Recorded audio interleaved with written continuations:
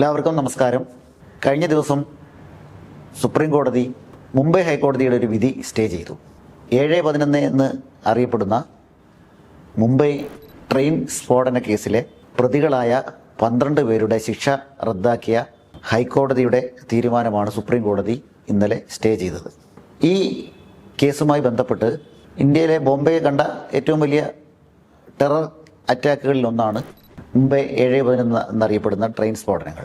ഏതാണ്ട് 206 ആളുകൾ മരിക്കുകയും 850ഓളം ആളുകൾക്ക് പരിക്കേൽക്കുകയും ചെയ്തിട്ടുള്ള വലിയ പ്രത്യാഘാതമുണ്ടാക്കിയ സ്ഫോടന പരമ്പരയാണ് ബോംബെ 7/11 എന്നറിയപ്പെടുന്ന സ്ഫോടന പരമ്പര.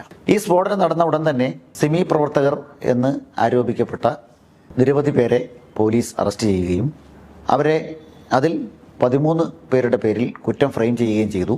അതിലൊരാളെ വിചാരണ കാലാവധിക്ക് ഇടയിൽ തന്നെ കുറ്റവിമുക്തനാക്കി. ബാക്കിയുള്ള 12 പേരിൽ 5 പേർക്ക് വധശിക്ഷയും 7 പേർക്ക് ജീവപര്യന്തവും തടവാണ് വിചാരണ കോടതി വിധിച്ചത്. ഇതിൻ്റെ മുകളിലുള്ള അപ്പീലിലാണ് വിചാരണ കോടതിയുടെ വിധിയെ ഹൈക്കോടതി നിശിതമായി വിമർശിച്ചുകൊണ്ട് ആ ട്രയലിലെ അപര്യാപ്തതകൾ, കുറ്റം സമ്മതിപ്പിക്കാൻ വേണ്ടി നടത്തിയിട്ടുള്ള ടോർച്ചറിങ് തുടങ്ങിയ കാരണങ്ങളടക്കം നിരവധി വിചാരണയ്ക്കിടയിലുള്ള അന്വേഷണത്തിനിടയിലുള്ള നിരവധി പൊരുത്തക്കേടുകളും എററുകളും ഒക്കെ ചൂണ്ടിക്കാണിച്ചുകൊണ്ട് ഹൈക്കോടതി ഈ 12 പേരെയും കുറ്റവിമുക്തരാക്കിയത്. ഈ വിധി വന്നത് ജൂലൈ 21 തിങ്കളാഴ്ചയാണ്. വിധി വന്ന ഉടൻ തന്നെ മഹാരാഷ്ട്ര മുഖ്യമന്ത്രി ഫട്നാവിസ് ഇതൊരു ഷോക്കിംഗ് വിധിയാണ് എന്ന് പറയുകയും അപ്പീലിന് പോകുമെന്ന് പറയുകയും ചെയ്തു. സ്വാഭാവികമായും സർക്കാർ അപ്പീൽ പോകും. സുപ്രീം കോടതി അപ്പീലിന്മേൽ സ്റ്റേ വിധിച്ചു. പക്ഷേ ഒരു അസാധാരണമായിട്ടുള്ളൊരു വിധിയാണ് സുപ്രീം കോടതിയുടെ സ്റ്റേ വിധിയിലുണ്ടായിട്ടുള്ളത്. കാരണം ഈ ചെറുപ്പക്കാരെന്ന് ഇപ്പോൾ പറയാൻ കഴിയില്ല. അവരെ ഏതാണ്ട് 17 വർഷക്കാലം ജയിലിൽ കിടന്ന ആളുകളാണ്. ഇപ്പോൾ അതിൽ ഏറ്റവും പ്രായം കൂടിയ ആൾക്ക് 55 വയസ്സും ഏറ്റവും പ്രായം കുറഞ്ഞ ആൾക്ക് 40 വയസ്സുമാണ്. അതായത് ഇവരുടെ 20 മുതൽ 35 വരെയുള്ള വയസ്സ് കാലത്താണ് പോലീസ് പിടിയിലാകുന്നത്. ഈ ആളുകളെ മോചിപ്പിച്ച മുംബൈ ഹൈക്കോടതിയുടെ നടപടിയെ കോടതി ഏതായാലും അവർ തിരിച്ച് ജയിലിലേക്ക് പോകേണ്ടതില്ല എന്നാണ് സുപ്രീം കോടതി പറഞ്ഞത്. ഈ വിധി സ്റ്റേ ചെയ്യുകയും തുടർ വിചാരണ നടക്കുകയും ചെയ്യും. അത് ഇനിയും നടക്കട്ടെ. ഏതായാലും ഇതിൽ ഈ സുപ്രീം കോടതിയുടെ വിധി യഥാർത്ഥത്തിൽ കുറ്റാരോപിതർക്ക് കുറച്ച് ഫേവറബിളാണ്. കാരണം സാധാരണഗതിയിൽ ഇതൊക്കെ സ്റ്റേ ചെയ്യുമ്പോൾ നിലവിലുള്ള സ്റ്റാറ്റസ് കോ തുടർന്ന് ജയിലിലേക്ക് അടയ്ക്കാനാണ് പറയുക. പക്ഷേ അത് സുപ്രീം കോടതി ചെയ്തിട്ടില്ല എന്നത് തന്നെ ഈ കേസ് വളരെ പ്രത്യക്ഷമായി തന്നെ ബയാസ്ഡ് ആണ് എന്ന് കാണാൻ കഴിയും. നമ്മുടെ രാജ്യത്ത് ഈ ഭീകരാക്രമണങ്ങളുടെ പേരിൽ നടന്നുകൊണ്ടിരിക്കുന്നത് ഒരു തരം കമ്മ്യൂണിറ്റി പ്രൊഫൈലിംഗ് ആണ്. ഭീകരാക്രമണം എന്ന് പറയുന്ന തരത്തിലുള്ള ഒരു സംഭവം നടന്നാൽ തന്നെ ഉടൻ തന്നെ മുസ്ലിം ചെറുപ്പക്കാരെ വേട്ടയാടുന്നത് കാണാൻ കഴിയും. അതിൻ്റെ ഏറ്റവും ക്ലാസിക് ആയിട്ടുള്ളൊരു ഉദാഹരണം നമുക്ക് പറയാൻ കഴിയുന്നത് കളമശ്ശേരി സ്ഫോടനമാണ്. കഴിഞ്ഞ 2 വർഷം മുമ്പ് നടന്ന, അതായത് 2023 ഒക്ടോബറിൽ കളമശ്ശേരിയിലെ യഹോവ സാക്ഷികളുടെ കൺവെൻഷൻ നടന്ന ഓഡിറ്റോറിയത്തിൽ നടന്ന സ്ഫോടനം. ആ സ്ഫോടനം നടന്നത് രാവിലെ 9:40 ഏതാണ്ട് അരമണിക്കൂറിനുള്ളിൽ തന്നെ അതിൻ്റെ വാർത്തകൾ പുറത്തു വരികയും നിമിഷ നേരം കൊണ്ട് പോലീസ് എറണാകുളം ജില്ലയിലെ മുസ്ലിം സംഘടനകളുടെ നേതാക്കളുമായി ബന്ധപ്പെടുകയും ചില ചെറുപ്പക്കാരെ, അത് പ്രത്യേകിച്ച് പാനായിക്കുളം കേസിൽ പ്രതി ചേർക്കപ്പെട്ട് പിന്നീട് നിരപരാധിയാണെന്ന് വിധിച്ച വ്യക്തികളടക്കം ഉള്ള പല ചെറുപ്പക്കാരെയും പോലീസ് കസ്റ്റഡിയിലെടുക്കുകയും ക്വസ്റ്റ്യൻ ചെയ്യുകയും ചെയ്തു. രണ്ടാമത് മീഡിയകളിൽ നടന്നിട്ടുള്ള ചർച്ചകൾ. ആ സമയത്ത് റിപ്പോർട്ടർ ചാനൽ എന്ന് പറയുന്ന മീഡിയ ചാനലിൽ ഇന്ന് CPMൻ്റെ നേതാവായി മാറിയ ഒരു മാധ്യമ പ്രവർത്തകനാണ് അന്ന് അതിൻ്റെ ചാനൽ മേധാവി. അദ്ദേഹവും ഒരു മുൻ ഇടതുപക്ഷ MP ആയ സെബാസ്റ്റ്യൻ പോളും ഒക്കെ പങ്കെടുത്ത ഒരു ചർച്ചയിൽ അവർ പറയുന്നത് കളമശ്ശേരിയിലെ സ്ഫോടനത്തിൻ്റെ പിന്നിൽ മുസ്ലിം തീവ്രവാദികളാണ്. അതിന് കാരണവും അവർ നിരത്തുന്നുണ്ട്. അതായത് എറണാകുളത്ത് ജൂതന്മാരുള്ള സ്ഥലമാണ്. ഇപ്പോൾ ജൂതന്മാരുമായി ബന്ധമുള്ളവരാണ് യഹോവ സാക്ഷികൾ. ഇപ്പോൾ ഫലസ്തീൻ പ്രശ്നത്തിൻ്റെ, ഗസയിൽ നടക്കുന്ന സംഘർഷത്തിൻ്റെ പശ്ചാത്തലത്തിൽ മുസ്ലിങ്ങൾ ജൂതന്മാർക്ക് തിരിച്ചടി കൊടുത്തതാണ് യഹോവ സാക്ഷികളുടെ സ്ഥലത്ത് നടന്ന സ്ഫോടനം എന്നൊക്കെയാണ് ഉത്തരവാദിത്തപ്പെട്ട ഒരു മുൻ ഇടതുപക്ഷ MPയും ഇപ്പോൾ ഇടതുപക്ഷ CPMൻ്റെ നേതാവുമായ അന്നത്തെ മറ്റൊരു മാധ്യമപ്രവർത്തകനായ വ്യക്തിയും ചേർന്ന് നടത്തുന്ന ഡിസ്കഷനിൽ കേൾക്കുന്നത്. നോക്കൂ, ഒരു പ്രശ്നം നടക്കുമ്പോൾ യഹോവ സാക്ഷികൾ എന്ന് പറയുന്ന കൂട്ടർ അവർ ഏതെങ്കിലും തരത്തിൽ ജൂതന്മാരുമായി ബന്ധമുള്ളവരാണോ? യഥാർത്ഥത്തിൽ ആശയപരമായി ജൂതന്മാരുമായി കടുത്ത വിരുദ്ധതയുള്ളവരാണ്. ജൂതന്മാരായി മാത്രമല്ല, കേരളത്തിലെ മറ്റു ക്രൈസ്തവ സമൂഹങ്ങളുമായും വിരുദ്ധതയുള്ളവരാണ്. അതിലാണ് എന്തെങ്കിലും സംഘർഷമുണ്ടെങ്കിൽ ക്രൈസ്തവ സമൂഹങ്ങളുമായി ബന്ധപ്പെട്ടാണുള്ളത്.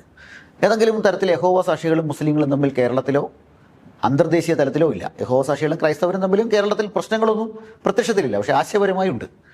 മുസ്ലിങ്ങളുമായി ബന്ധപ്പെട്ട് യഹോവ സാക്ഷികളും മുസ്ലിങ്ങളും തമ്മിൽ ഒരു തരത്തിലും ലോകത്ത് ഒരിടത്തും ഒരു സംഘർഷവും ഒന്നും നേരിട്ടിട്ടില്ല. അങ്ങനെയുള്ളൊരു സ്ഥലത്ത് യാതൊരു ലോജിക്കുമില്ലാതെ മുസ്ലിം സമൂഹത്തിൻ്റെ മേൽ അടിച്ചേൽപ്പിക്കുകയാണ്. എന്തായാലും അന്ന് വൈകുന്നേരത്തോടുകൂടി തൃശ്ശൂർ ജില്ലയിലെ ഒരു പോലീസ് സ്റ്റേഷനിൽ പോയി ഡൊമിനിക് മാർട്ടിൻ എന്നൊരു വ്യക്തി കീഴടങ്ങുകയും ഞാനാണ് അതിൻ്റെ ഉത്തരവാദി എന്ന് പറയുകയും ചെയ്തതുകൊണ്ട് മാത്രമാണ്. എന്ന് മാത്രമല്ല, അദ്ദേഹം ഫേസ്ബുക്കിൽ അതിനു മുമ്പ് തന്നെ പോലീസിൽ കീഴടങ്ങുന്നതിന് ഏതാനും മിനിറ്റുകൾക്ക് മുമ്പ് തന്നെ ഫേസ്ബുക്കിലൂടെ അദ്ദേഹം തന്നെയാണ് സ്ഫോടനം നടത്തിയതെന്നും അതിൻ്റെ രീതികളും ചില കാര്യങ്ങളുമൊക്കെ അദ്ദേഹം പറഞ്ഞു. അതുകൊണ്ട് മാത്രമാണ് ഇതേപോലെ മുംബൈയിൽ 12 പേർ ജയിലിൽ കിടന്നതുപോലെ കേരളത്തിലെ കുറേ ചെറുപ്പക്കാരെങ്കിലും രക്ഷപ്പെട്ടത് എന്ന് പറയാം. നമ്മൾ നോക്കുക, ഇങ്ങനെ ഇന്ത്യയിൽ നിരവധി കേസുകളുണ്ട്. ഡൽഹി സ്ഫോടനത്തിൽ 2005 നടന്ന ഡൽഹി സ്ഫോടനത്തിൽ റഫീഖ് ഷാ എന്ന് പറയുന്ന ഒരു കാശ്മീരി വിദ്യാർത്ഥി, അദ്ദേഹത്തെ പ്രതി ചേർത്തു. അദ്ദേഹം അന്ന് കാശ്മീർ യൂണിവേഴ്സിറ്റിയിൽ ഹാജരുണ്ട്. ഈ സ്ഫോടനം നടന്ന സമയത്ത് കാശ്മീർ യൂണിവേഴ്സിറ്റിയിൽ ഹാജരുണ്ട് എന്ന് യൂണിവേഴ്സിറ്റിയിലെ അധ്യാപകരും സഹ വിദ്യാർത്ഥികളും പറയുന്നുണ്ട്. ആ റഫീഖ് ഷാ അദ്ദേഹത്തെ ഇപ്പോൾ ഏതാനും 2-3 വർഷങ്ങൾക്ക് മുമ്പാണ് നമ്മുടെ വിചാരണ കോടതി വെറുതെ വിട്ടത്. അദ്ദേഹം 12 വർഷത്തിലധികം കാലം അദ്ദേഹവും ജയിലിൽ കിടന്നു. അപ്പോൾ ഈ പ്രതി ആക്കപ്പെട്ട റഫീഖ് ഷാ പറയുന്ന സ്തോഭജനകമായ വാർത്തകളുണ്ട്. അദ്ദേഹത്തെ എങ്ങനെയാണ് പോലീസുകാർ ടോർച്ചർ ചെയ്തത്, അദ്ദേഹത്തിൻ്റെ അടിവസ്ത്രത്തിനുള്ളിൽ എലിയെ പിടിച്ചിടുക, ദാഹിക്കുമ്പോൾ വെള്ളം ചോദിക്കുമ്പോൾ മൂത്രം കുടിക്കാൻ കൊടുക്കുക, അദ്ദേഹത്തിൻ്റെ കൊണ്ട് വളരെ വൃത്തിഹീനമായിട്ടുള്ള പല സ്ഥലത്തിലും നക്കാൻ പറയുക, മറ്റു പ്രതികളുടെ സ്വകാര്യ ഭാഗങ്ങളിൽ നക്കാൻ പറയുക, ഇങ്ങനെയൊക്കെയുള്ള വളരെ നീചമായ രീതിയിലുള്ള ഭീകര പീഡനങ്ങളാണ് ജയിലിനകത്ത് നടന്നത്. ഇന്ത്യയിൽ തന്നെ ഏറ്റവും റെപ്യൂട്ടഡ് ആയിട്ടുള്ള ഒരു ആയിരുന്നു പ്രൊഫസർ SAR ഗീലാനി എന്ന വ്യക്തി. അദ്ദേഹത്തെ പാർലമെൻറ്റ് ആക്രമണ കേസിൽ പ്രതി ചേർക്കപ്പെടുകയും വധശിക്ഷയ്ക്ക് വിധിക്കപ്പെടുകയും ചെയ്തുവെങ്കിലും അദ്ദേഹത്തെ പിന്നീട് വെറുതെ വിട്ടു. അപ്പോൾ അദ്ദേഹത്തിനെതിരെ ഭീകരമായിട്ടുള്ള ആക്രമണങ്ങളാണ് ജയിലിനുള്ളിലും പുറത്തും ഉണ്ടായിട്ടുള്ളത്. അദ്ദേഹം ജയിൽ മോചിതനായി വീണ്ടും അധ്യാപക വൃത്തിയിൽ പ്രവേശിച്ചുവെങ്കിലും എല്ലായിടത്തും അദ്ദേഹം പോകുന്നിടത്തെല്ലാം സംഘപരിവാർ ആളുകൾ പ്രശ്നങ്ങൾ ഉണ്ടാക്കുന്നത് കാണാൻ കഴിയുമായിരുന്നു. മറ്റൊരു വ്യക്തിയാണ് ഇഫ്തിഖാർ ഗീലാനി എന്ന് പറയുന്ന പത്രപ്രവർത്തകൻ.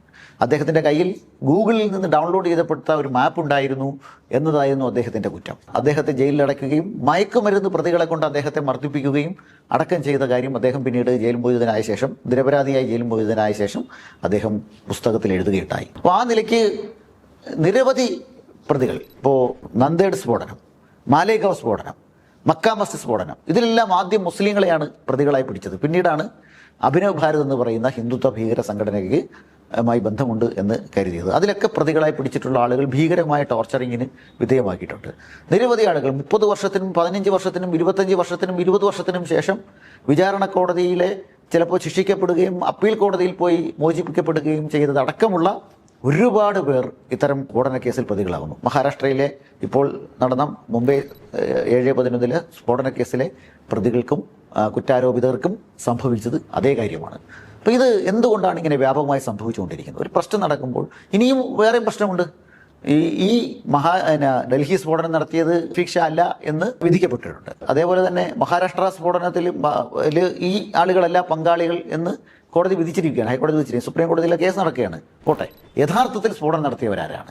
ഇപ്പോൾ യഥാർത്ഥത്തിൽ സ്ഫോടനം നടത്തിയവർ രക്ഷപ്പെടുകയും അത് നിരപരാധികളായ ആളുകൾ ശിക്ഷിക്കപ്പെടുകയും ചെയ്യുന്നുണ്ട് എന്ന് മാത്രമല്ല, രണ്ടാമതൊരു പ്രശ്നം നമ്മുടെ രാജ്യത്ത് അഭിമുഖീകരിക്കുന്ന ഏറ്റവും പ്രശ്നം, നിരവധി വർഷം ജയിലിൽ കിടന്നിട്ട് നിരപരാധി എന്ന് പറഞ്ഞ് വിട്ടയക്കുന്നു. അബ്ദുൽ നാസർ മദനിയുടെ കാര്യം നമുക്കറിയാം. കോയമ്പത്തൂരിൽ അദ്ദേഹം 10 വർഷം ജയിലിൽ കിടന്നിട്ട് നിരപരാധി എന്ന് വിളിച്ച് വിട്ടയച്ചിട്ടുണ്ട്. ബാംഗ്ലൂരിൽ അദ്ദേഹത്തിൻ്റെ കേസ് നടന്നുകൊണ്ടിരിക്കുകയാണ്. അപ്പോൾ അദ്ദേഹം ജാമ്യത്തിലാണ്. പക്ഷേ അതേ കേസിൽ തന്നെ സക്കരിയ എന്ന ഒരു യുവാവിനെ പ്രതിയാക്കി ഏതാണ്ട് 10 പതിറ്റാണ്ടുകളായി അദ്ദേഹവും ജയിലിലാണ്. വേറെ നിരവധി ആളുകളുണ്ട്. അപ്പോൾ ഈ കേസുകളിലൊക്കെ വിധി വരുമ്പോൾ നിരപരാധിയാണെന്ന് കണ്ടാൽ നഷ്ടപരിഹാരം കൊടുക്കാൻ വർഷങ്ങൾ നഷ്ടപ്പെട്ട, നോക്കൂ, 20 വയസ്സും 35 വയസ്സും ഒക്കെ അതിനിടയിലൊക്കെ പ്രായമുള്ള ആളുകളാണ് ഇപ്പോൾ നേരത്തെ പറഞ്ഞ കേസുകളിൽ വിട്ടയക്കപ്പെട്ടത്. അപ്പോൾ അവരുടെ ഒരു ജീവിതത്തിൻ്റെ ഏറ്റവും പ്രധാനപ്പെട്ട ഒരു ജീവിതം കെട്ടിപ്പടുക്കുന്ന ഒരു പ്രായത്തിൽ ജയിലിനുള്ളിലാകപ്പെടുക, എന്നിട്ട് 10-15 വർഷം കഴിയുമ്പോൾ നിരപരാധി എന്ന് പറഞ്ഞ് വിട്ടയക്കുക എന്ന് പറഞ്ഞാൽ ഇവരുടെ ഈ ജീവിതത്തിൻ്റെ നഷ്ടം ആര് കൊടുക്കും? നമ്മുടെ രാജ്യത്തെ നിയമത്തിൻ്റെ ക്രിമിനൽ ലോയുടെ ഏറ്റവും പ്രധാനപ്പെട്ട ഒരു ദൗർബല്യമാണ് ഇത്തരത്തിൽ ഫ്രെയിം ചെയ്യപ്പെടുന്ന നിരപരാധികളുടെ അവർക്ക് കോമ്പൻസേഷൻ കൊടുക്കാൻ വകുപ്പില്ല എന്നത്. അത്തരം കാര്യങ്ങൾ കൂടി നമ്മുടെ രാജ്യത്ത് ഉയർന്നു വരേണ്ടതുണ്ട്. ഇപ്പോൾ മുംബൈ 7/11 കേസിലെ വിധി അതിലും കൂടി പ്രചോദനമാകട്ടെ എന്നും അത്തരം ഒരു കാര്യങ്ങൾ കൂടി ചിന്തിക്കാൻ നമ്മുടെ ജനാധിപത്യ സമൂഹത്തിനും ഭരണകൂടങ്ങൾക്കുമൊക്കെ കഴിയട്ടെ എന്നും നമുക്ക് പ്രത്യാശ പ്രകടിപ്പിക്കാം. എല്ലാവർക്കും നമസ്കാരം.